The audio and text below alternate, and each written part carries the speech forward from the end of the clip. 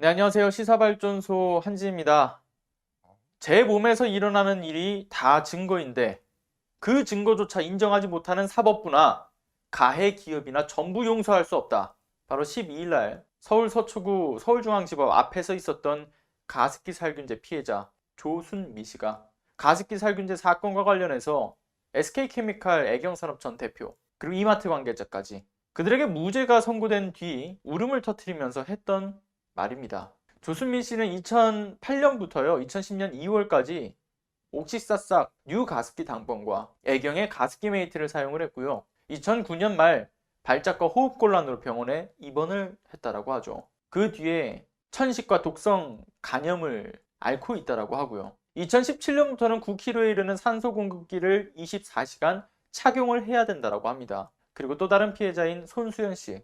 이분은요, 출산을 한 달 앞둔 2004년 12월부터 약 5개월간 애경의 가습기 메이트를 사용했다라고 하는데 손수연 씨와 남편 그리고 아이까지 모두 폐섬유화와 천식을 앓고 있다고 합니다.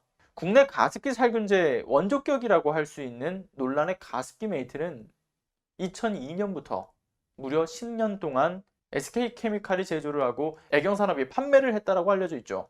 하지만 가습기 살균제 피해자들이 속출을 하자 검찰이 재조사 끝에 이들 회사의 전현직 임원 34명을 재판에 넘겨 1년 6개월간 재판을 진행을 했습니다. 서울중앙지법 형사합의 23부 유영근 부장판사는 업무상 과실치사 등의 혐의로 기소된 홍지호 SK케미칼 대표와 안용찬 전 애경산업 대표, 이마트 관계자 등의 1심 무죄를 선고를 했죠. 재판부는 CMIT와 MIT 성분의 그 가습기 살균제가 폐질환이나 천식을 유발한다는 사실이 입증됐다고 보기 어렵다라고 이야기를 하면서요. 가습기 살균제로 그 피해자가 피해를 입는 그 피해가 커서 상당히 착잡하기 그지없고 향후 추가 결과가 나오면 역사적으로 어떤 평가를 받을지 모르겠지만 지금까지 나온 증거들을 토대로 한다면 형사사법을 판단할 수밖에 없다. 그렇게 판결 이유를 밝혔다고 합니다. 그런데 여기서 짚어야 할 부분이 있습니다. 클로로메틸 아이소티아 졸리논이라고 하죠. 참 어렵습니다. 즉 이것을 CMIT라고 이야기를 합니다. 그리고 메틸 아이소티아 졸리논, 즉 MIT라고 불리는 것은 1960년대 말 미국에서 개발한 유독 화학물질로 알려져 있습니다.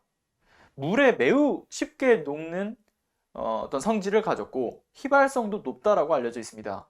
그리고 자극성과 부식성이 크기 때문에 일정 농도 이상 노출을 하게 되면 피부와 호흡기 그리고 눈에 강한 자극을 준다고 알려져 있고요.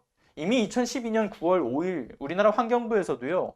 CMIT와 MIT 이 성분을 1% 이상 함유한 혼합물질의 경우에는 유독물이다 이렇게 지적을 한 바가 있습니다.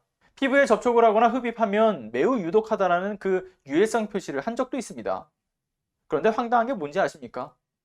유독물질로 지정이 되었지만 사용이 전면 금지가 되지 않았습니다. 그 CMIT와 MIT는 다른 성분이지만 독성물질 폴리엑사 메틸렌 구아디닌 PHMG라고 이야기를 합니다. 그리고 염화이톡시 에틸구아디닌 PGH라고 하는데요. 이것을 좀 사용했던 신현우 전 옥시 대표에게는요.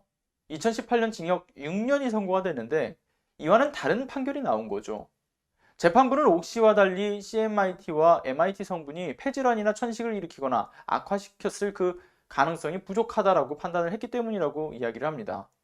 해당 판결과 관련해서 이제 가습기 살균제 참사 전국 네트워크와 이 피해자분들은요.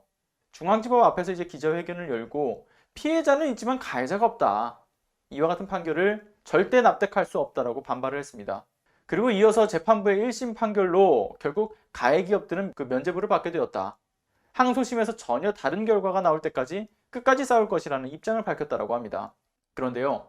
SK케미칼과 애경산업전 대표 그리고 이마트 관계자 등에게 무죄를 준 유영근 부장판사 그가 재판을 했던 내용을 또 들춰보니까 이런 게 나옵니다. 작년 2월이었어요. 사법농단 연루 의혹이 있는 판사 3명의 범행 사실을 나열하면서 피고인인 판사 3명을 우리라고 지칭했던 실언을 했던 판사라고 알려져 있죠. 그리고 사법농단 연루 의혹이 있던 3명의 판사에게 유영근 부장판사는 무죄를 선고한 바가 있습니다. 그가 재판을 했던 과거의 행적과 지금의 판결, 공통점이라고 한다면 국민들이 납득할 상식적이고 합리적인 판결이 아니라는 점이겠죠. 그렇다면 다시 가습기 살균제 사건으로 돌아와서 이게 참 가슴 아픈 일인데, 정부에 신고된 이 가습기 살균제 관련 피해자만 무려 7,000명 가까이 된다고 합니다. 실제로는 그보다 훨씬 더 많은 피해자분들이 있을 것으로 추정이 된다고 하는데요.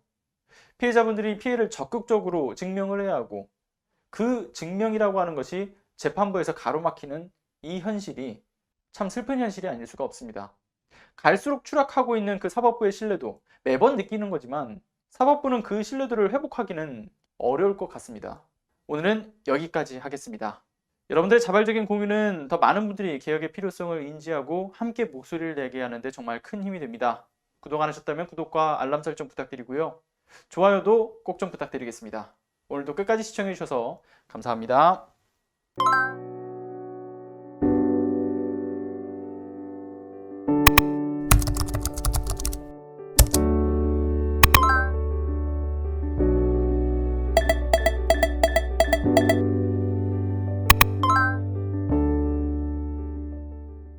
안녕하세요.